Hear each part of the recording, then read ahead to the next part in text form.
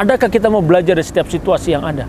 Adakah kita mau berjuang, giat, yang selama ini kita hanya berharap mujizat terjadi begitu saja? Ingat saudara, mujizat tetap terjadi, tetapi yang mau Tuhan inginkan, supaya saudara dan saya, kita tetap mau berjuang, bekerja dengan keras. Mungkin kelihatannya kita tidak mungkin bisa mendapatkan uang, mungkin kelihatannya kita tidak punya pekerjaan. Ketika suasana yang rasanya tidak mungkin kita mendapatkan pekerjaan, kita mendapatkan uang, tetapi kalau kita mau belajar taat dari kondisi yang ada, dan kita memaksa diri kita untuk terus berjuang, bekerja dengan giat, bekerja dengan rajin, di situ kita mempersiapkan diri kita untuk melihat bagaimana kemuliaan Tuhan dinyatakan dalam kehidupan kita. Mujizat bagi Tuhan itu mudah. Tuhan bisa melakukan mujizat kapan saja. Bagi Tuhan itu melakukan mujizat sangat mudah, saudara. Audio Jungle.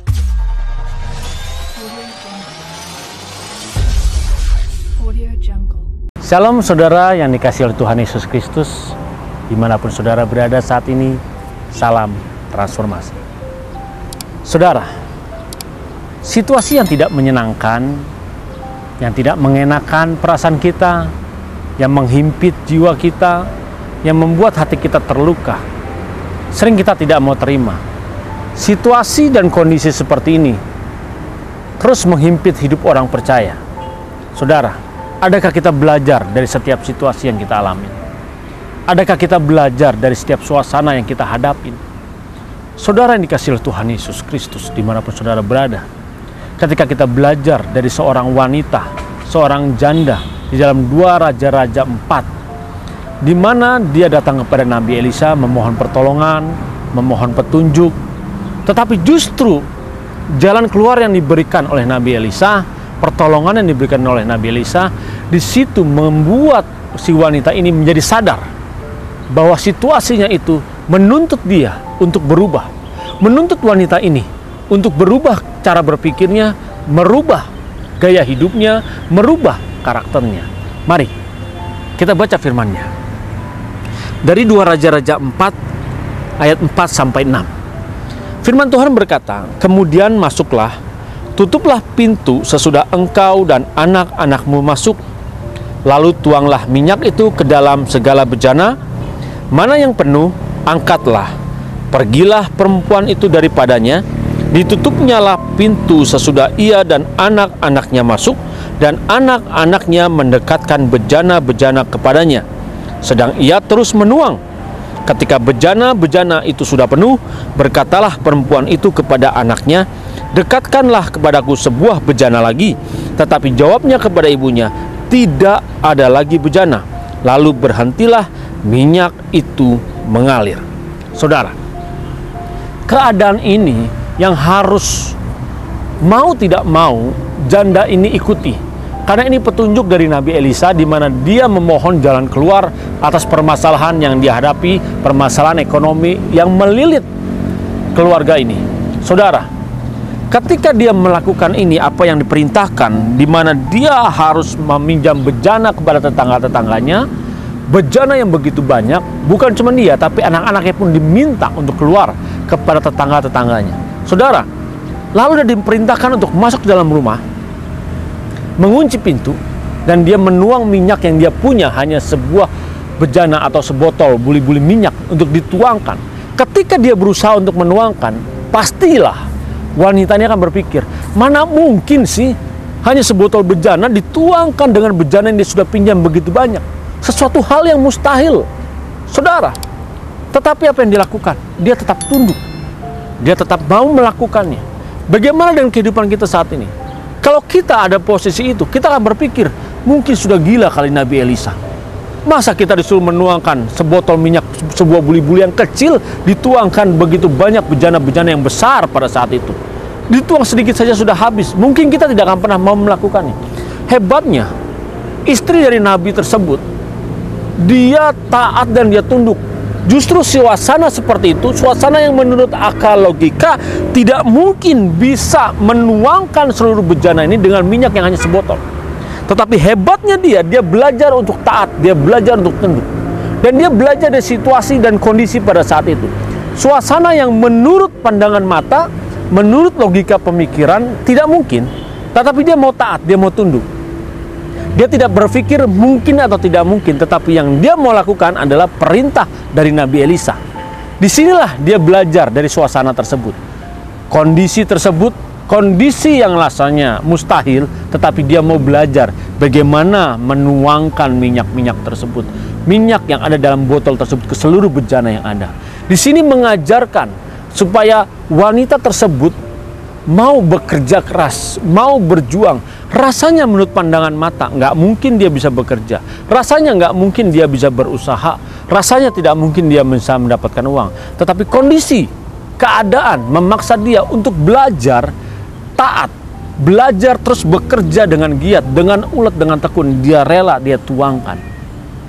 Saudara, dan itu bukan hanya mengajarkan kepada janda tersebut, tetapi keadaan itu mengajarkan kepada keturunan-keturunan Nabi tersebut, pada kedua anak dari wanita tersebut, supaya juga dia mau belajar, bertanggung jawab, dia mau menuangkan, dia membantu orang tuanya mendekatkan bejana-bejana yang ada, sampai habis pada akhirnya. Saudara, ini suatu kondisi yang mustahil rasanya untuk dilakukan, tetapi dia mau taat, terus melakukannya. Saudara yang dikasihi oleh Tuhan Yesus Kristus, bagaimana dengan kehidupan masa kini? Kalau ini dihadapkan kepada kita, kita pasti akan berkata, ini tidak mungkin, ini mustahil.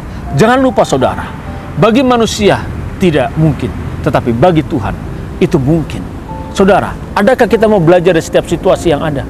Adakah kita mau berjuang, giat, yang selama ini kita hanya berharap mujizat terjadi begitu saja? Ingat saudara, mujizat tetap terjadi, tetapi yang mau Tuhan inginkan, supaya saudara dan saya, kita tetap mau berjuang, bekerja dengan keras. Mungkin kelihatannya kita tidak mungkin bisa mendapatkan uang, mungkin kelihatannya kita tidak punya pekerjaan. Ketika suasana yang rasanya tidak mungkin kita mendapatkan pekerjaan, kita mendapatkan uang, tetapi kalau kita mau belajar taat dari kondisi yang ada, dan kita memaksa diri kita untuk terus berjuang, bekerja dengan giat, bekerja dengan rajin.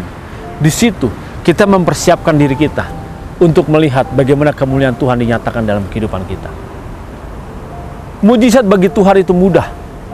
Tuhan bisa melakukan mujizat kapan saja. Bagi Tuhan itu melakukan mujizat sangat mudah, saudara. Tetapi yang sulit adalah membentuk karakter saudara yang akan menerima mujizat tersebut. Membentuk karakter kita.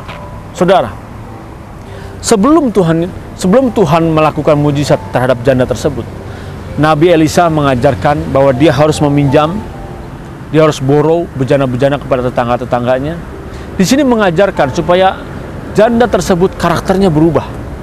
Janda tersebut mau mengajarkan anak-anaknya untuk mau bekerja dengan giat, dengan keras, dengan tekun, dengan ulet. Saudara, dia datang kepada Nabi Elisa berharap mujizat terjadi. Bagi Nabi Elisa pada saat itu memohonkan kepada Tuhan mujizat terjadi itu mudah saja. Karena bagi Tuhan melakukan mujizat itu hal yang mudah.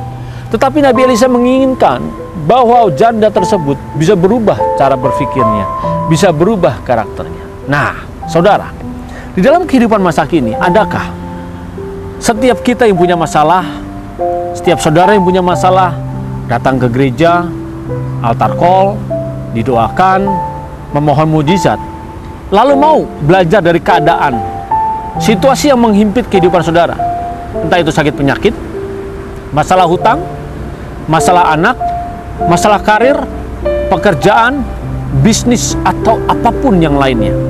Semua itu mengajarkan kepada saudara supaya saudara berubah, supaya saudara ketika saudara memohonkan mujizat kepada Tuhan, mujizat itu mudah dilakukan. Tetapi adakah saudara memberi diri untuk dibentuk, memberi diri untuk diproses, memberi diri menjadi berkenan di hadapan Tuhan, supaya layak ketika kita menerima mujizat tersebut? Saudara, ini harus kita lakukan mulai hari ini. Kita memberi diri kita untuk diproses, kita memberi diri kita supaya karakter kita dibentuk dan diubahkan, supaya kita siap berhadapan di hadapan Bapa. Saudara, mujizat terbesar kita nanti adalah ketika kita dapat masuk dalam kerajaan surga, berhadapan dengan Bapa di surga, berhadapan dengan Tuhan Yesus Kristus yang menjadi Raja pada saat itu. Saudara dikasih oleh Tuhan Yesus Kristus.